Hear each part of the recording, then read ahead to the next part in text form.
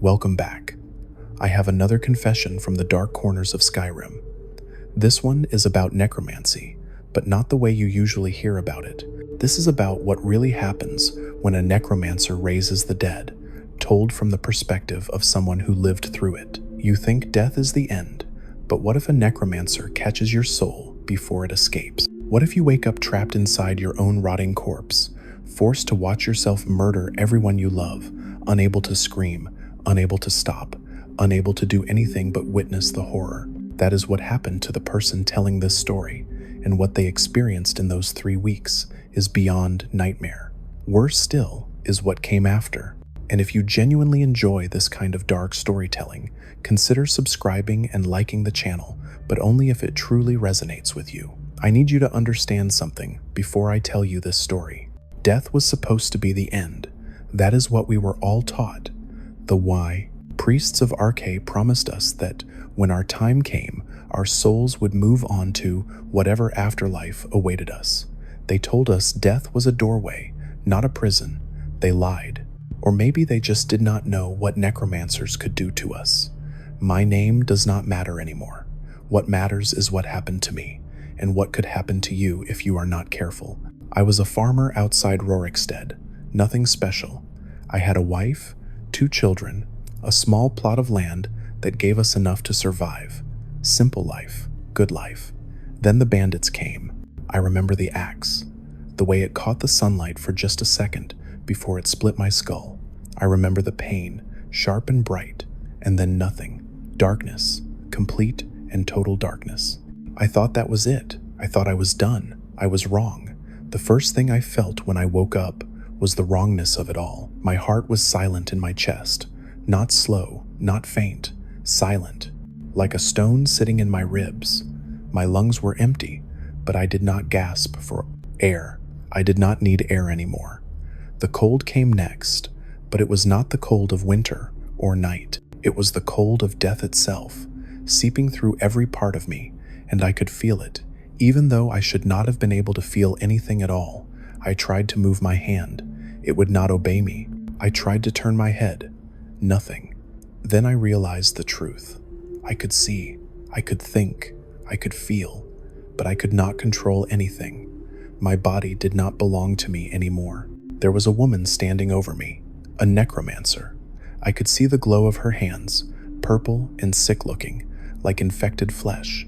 She was muttering something in a language I did not understand, and with each word, I felt her will pouring into my corpse, like water filling a jug.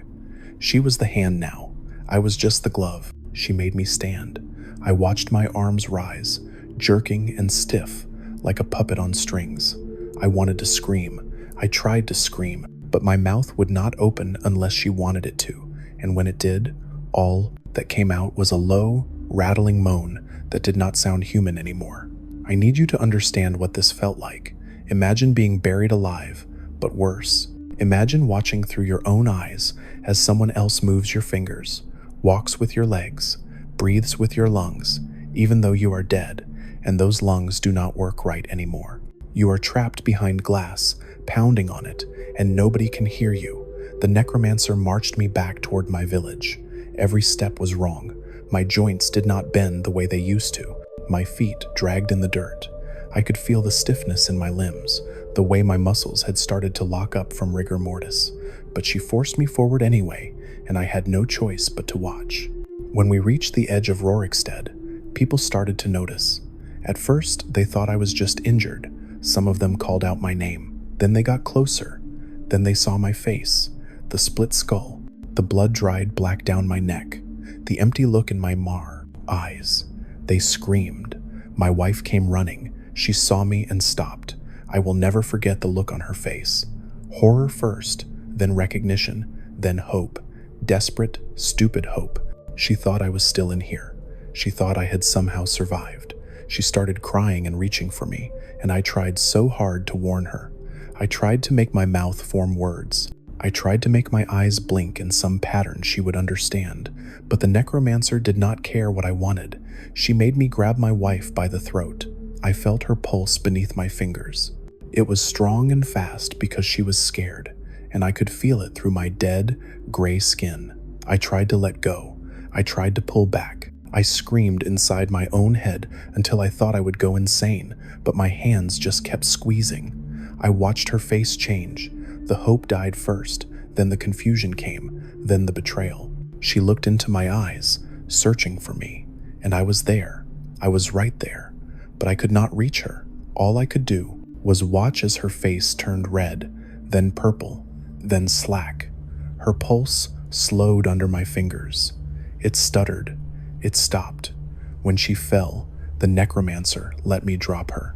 My wife hit the ground like a sack of grain, and I just stood there, swaying, staring down at her with eyes that could not cry anymore. The villagers ran. Some of them tried to fight, but I was already dead, and most weapons do not work well on corpses. The necromancer used me as a shield, hiding behind my body while she cast more spells. She raised 2 more dead that night. I watched them rise, jerking and twitching, their eyes just as empty as mine. She kept me for 3 weeks. 3 weeks of waking nightmares. 3 weeks of watching myself do things I would never do. She used me to kill 6 more people. 4 of them I knew. 2 of them were my children. My son tried to stab me with a pitchfork. He was 12. The necromancer made me catch the pitchfork mid-thrust and tear it from his hands. Then she made me break his neck. It was quick, at least. He did not suffer long, but I felt his bones snap in my hands. I felt his weight go limp. I heard the sound it made. My daughter ran. She got almost a mile before the necromancer sent me after her. I was faster than I should have been. Dead muscles do not tire the same way. I caught her by the river, and the necromancer made me hold her under the water until she stopped moving. I felt her struggle. I felt her go still, and the whole time I was screaming inside my head, begging for it to stop, begging for someone to kill me again so I would not have to do this. But nobody killed me. They tried. They shot arrows into my chest. They cut me with swords, but I did not bleed right anymore, and pain did not stop me. The necromancer just kept repairing me, stitching me back together with magic, and I kept walking. What do you think really happened here? Drop your thoughts in the comments. I would like to know if I am the only one who feels this way. The worst part was not the killing, it was the rot. I could feel my body falling apart, slowly at first, then faster. The skin on my hands started to peel away. The flesh underneath turned black and green. Maggots came. I could feel them writhing in the wound on my head, eating away at what was left of my brain, but I could still think. I could still feel. The necromancer's spell kept my mind intact, even as my body decayed. By the second week, I could smell myself, the stench of rot and death. It was so strong it made me want to vomit, but I could not vomit because my stomach did not work anymore. I just had to smell it, day after day, knowing that smell was me. By the third week, parts of me were falling off. A finger here, a chunk of skin there. My jaw hung loose on one side, where the tendons had rotted through. When the necromancer made me talk, it sounded like gargling mud. She used me for labor, mostly, digging graves, carrying supplies, guarding her camp at night. Sometimes she would make me fight other bandits or travelers who got too close. I killed 11 people in total, 11 souls on my hands, and I could not do anything to stop it. Then one day, she just let me go. I do not know why. Maybe I was too rotten to be useful anymore. Maybe she got bored. Maybe she found a fresher corpse. But she released the spell, and the moment she did, I felt it. The pull, like a thread snapping. My consciousness started to slip away, and for the first time in 3 weeks, I felt something like relief. The darkness took me again, but this time it felt different. It felt final. I thought I was done. I thought I could finally rest. But I was wrong about that too. Because when you die the way I died, when a necromancer drags your soul back and forces it to do terrible things, you do not get to rest. You get sent somewhere else, somewhere worse. I woke up in the Soul Cairn. That is what it is called. I did not know that at first. All I knew was that I was standing in a wasteland made of purple fog and black stones, and I was alone, completely alone. The sky was wrong. It was not sky at all, just a void pressing down on everything. The ground was made of something that looked like broken glass mixed with bone, and it crunched under my feet when I walked. I had a body again, not my real body, that was rotting somewhere outside Rorikstead, probably torn apart by wolves by now. This was something else. A shade. A phantom. I looked down at my hands, and I could see through them, like I was made of smoke. When I tried to touch my face, my fingers passed through it. I was a ghost, a prisoner, a soul torn from the natural cycle, and dumped here because a necromancer decided she needed a servant. The ideal masters run this place. I learned that from the other souls trapped here. They are ancient beings, creatures so old they do not even have bodies anymore, just consciousness and hunger. They collect souls the way you might collect coins, and they use us as currency, trade us, barter with us. We are property here, less than property. We are fuel. There are thousands of us in the Soul Cairn, maybe more. I cannot count them all. Some of them have been here for centuries. Some arrived yesterday. All of us have the same story. We were killed. We were trapped. We were used. And now we are here, and we will be here forever, unless someone destroys the gem that held our soul, or unless we get lucky enough that the ideal masters decide to trade us away to some other nightmare. I met a woman on my second day. She told me her name was Ilya. She had been a mage once, studying at the College of Winterhold. Her teacher soul trapped her during an experiment. She said she had been in the Soul Cairn for 43 years. She looked the same age she died, 26, but her eyes were old, ancient. She told me time works differently here, that you feel every second of it, stretched out forever, but it does not move forward the way it should. She was the one who explained what happened to me. She said when a necromancer raises a corpse with a lesser reanimation spell, they pull a minor spirit from oblivion to animate it. Something weak, something that does not think much. But when they use dead thrall or similar spells on a fresh body, sometimes the person's own soul gets caught in the spell before it can escape to Aetherius or Sovngarde or wherever it was supposed to go. The necromancer traps you inside your own corpse, and you are awake for all of it, every single moment. That is what happened to me. My soul was still attached to my body when she cast the spell, so instead of moving on like I should have, I got yanked back into my corpse and forced to watch myself kill my family. And then when the spell finally ended, my soul was marked, corrupted. The natural pathways to the afterlife were closed to me because I had been tainted by necromancy, so I ended up here instead. Ilya told me that most people do not know this happens. They think reanimated corpses are just mindless puppets.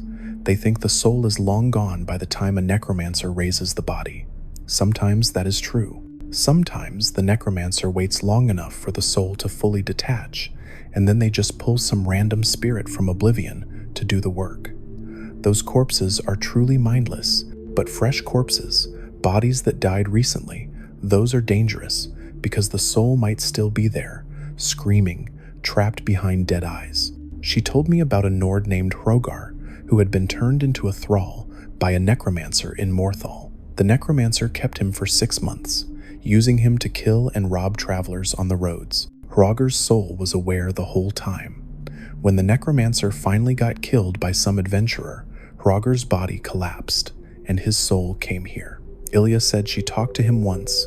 He told her he could still remember the faces of everyone he killed, 47 people. He counted them every day, every single day. For the past 12 years, he counted them and remembered their faces. That is what this place does to you. It does not let you forget. I asked her if there was a way out. She laughed.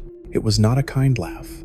It was the laugh of someone who had asked the same question 1,000 times and learned the hard way that there was no good answer. She said the only way out was if someone came to the Soul Cairn physically and bargained with the ideal masters for your release.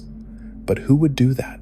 Who even knows we are here? Most people in Tamriel do not understand what black soul gems really do. They see them as tools.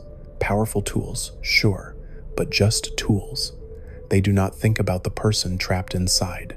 They do not think about the consciousness still aware, still feeling, locked in a prison the size of a fist, while some mage uses their soul to enchant a pair of boots or recharge a sword. They do not think about what happens when that soul finally gets released, where it goes, what it suffers. I have been here for what feels like years. It might have been days, it might have been centuries. I do not know.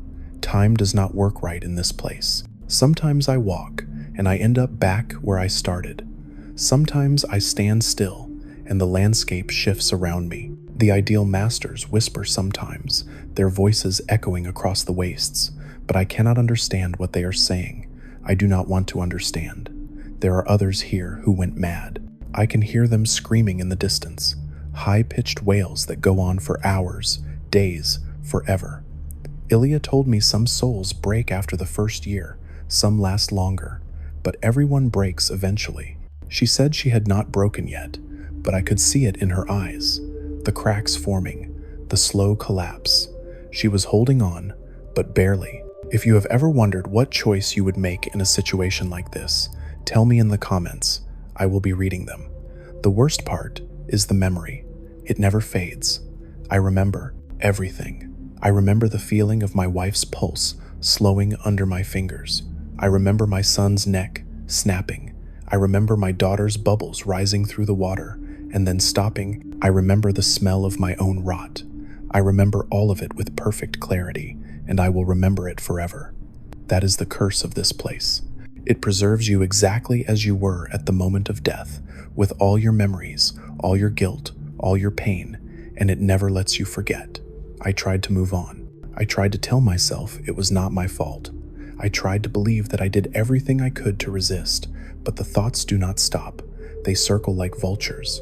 What if I had fought harder? What if I had found some way to warn them? What if I had just died properly in the first place, cleanly, so my soul could escape before the necromancer got to me?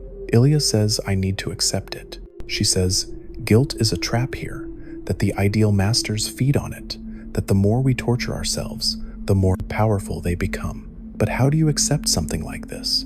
How do you forgive yourself for killing your own children, even if you had no control? Some of the souls here try to pretend. They build little routines for themselves. They walk the same paths every day. They talk to the same people. They try to create some sense of normalcy in a place that is anything but normal. I tried that for a while. I tried to pretend I was just waiting, that someone would come for me, that this was temporary. But it is not temporary. This is forever, and no one is coming. I met another soul recently. His name was Ulfrid. He had been a merchant in Markarth. A necromancer killed him for his gold and trapped his soul in a black soul gem. The necromancer sold the gem to an enchanter, who used it to enchant a ring of stamina.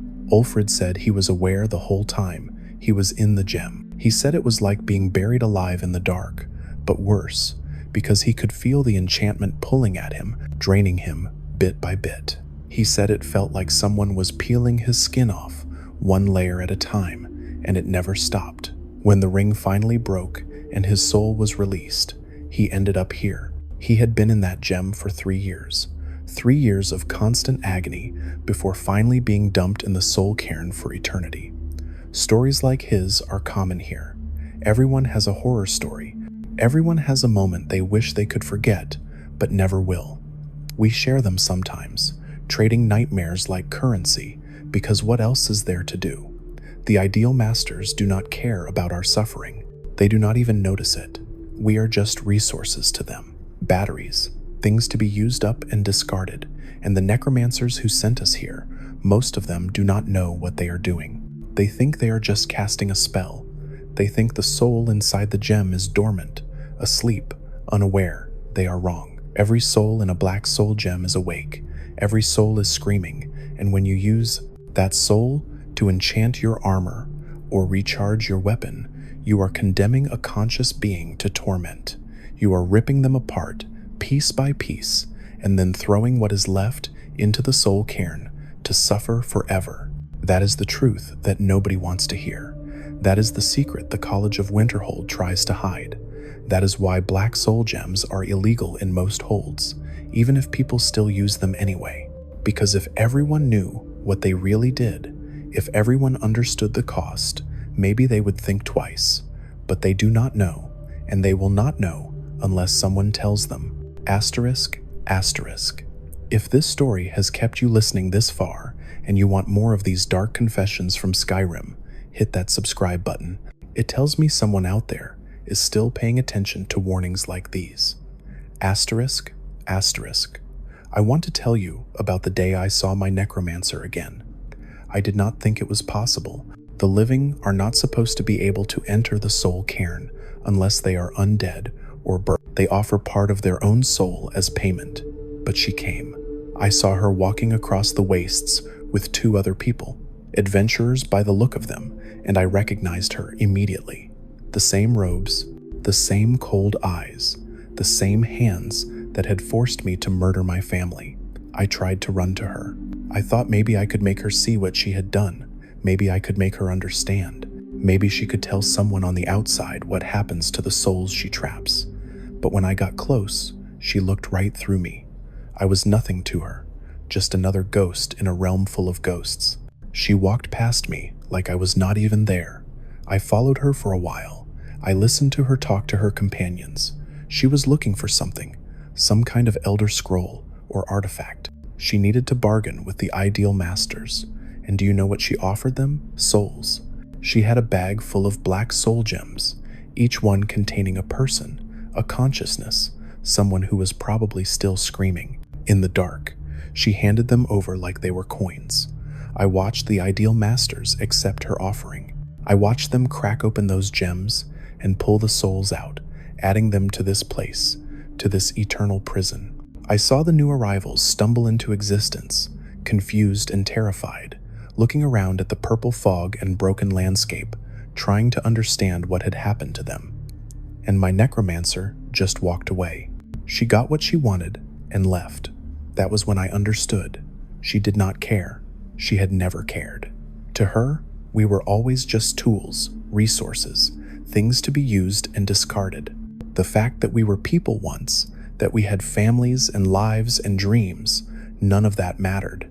We were just fuel for her magic. I wanted to hate her. I tried to hate her, but the hate would not come. All I felt was empty, hollow, like something inside me had finally given up. Ilya found me after that.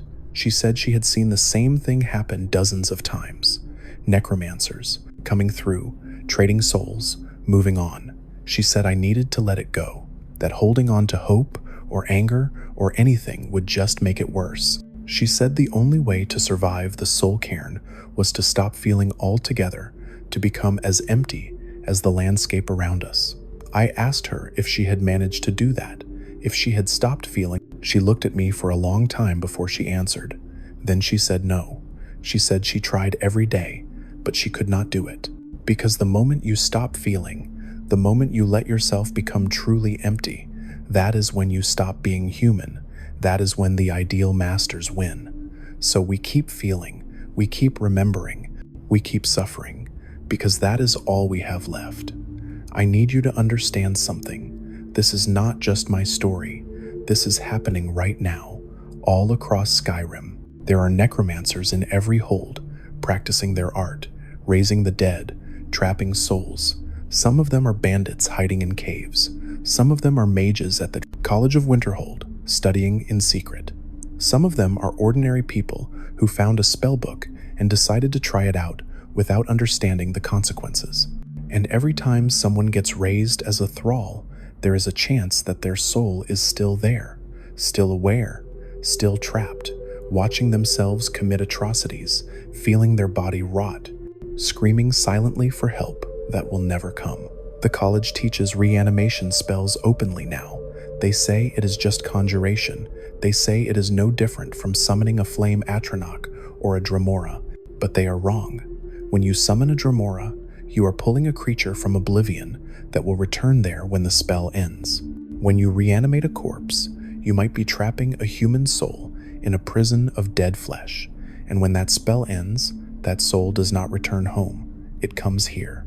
I have met so many people in the Soul Cairn who were victims of necromancy, farmers like me, merchants, guards, adventurers, even children.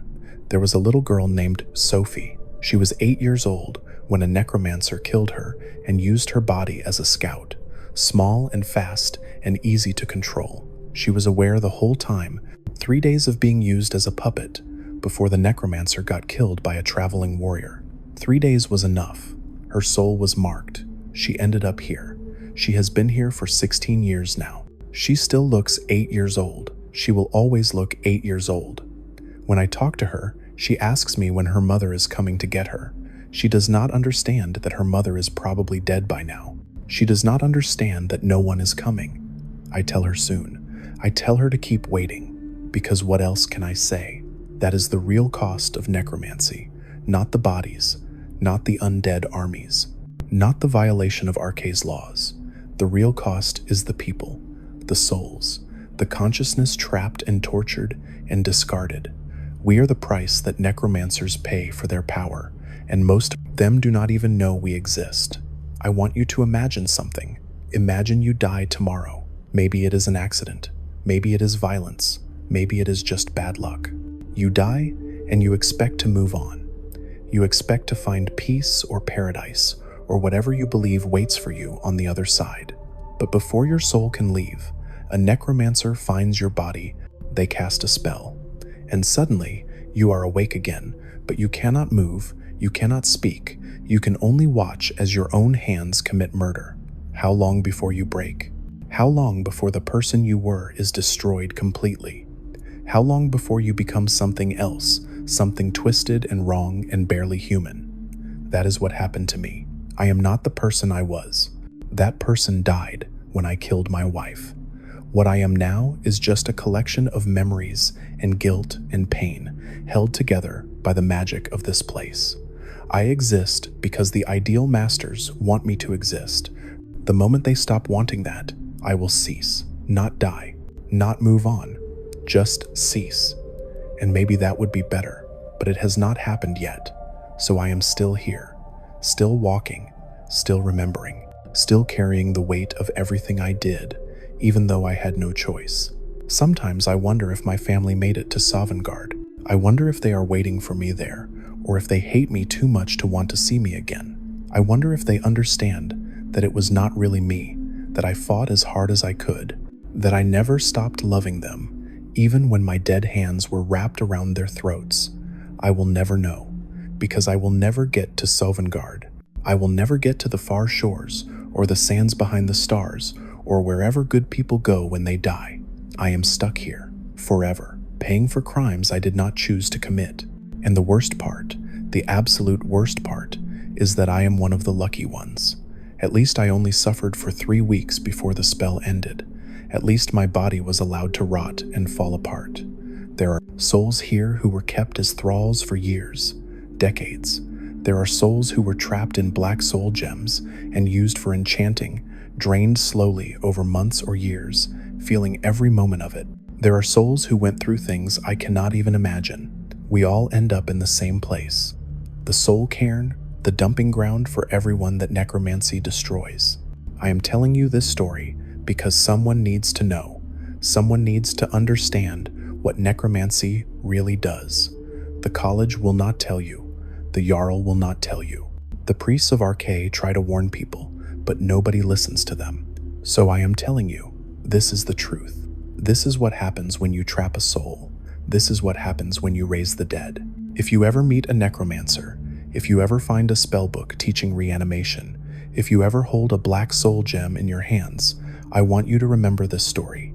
I want you to remember that there might be someone inside that gem. Someone like me. Someone who used to have a life, and a family and a future. Someone who is screaming. And if you still choose to use it after knowing that, if you still choose to trap souls and raise corpses and practice the dark arts, then you are no better than the necromancer who destroyed me. You are choosing power over compassion.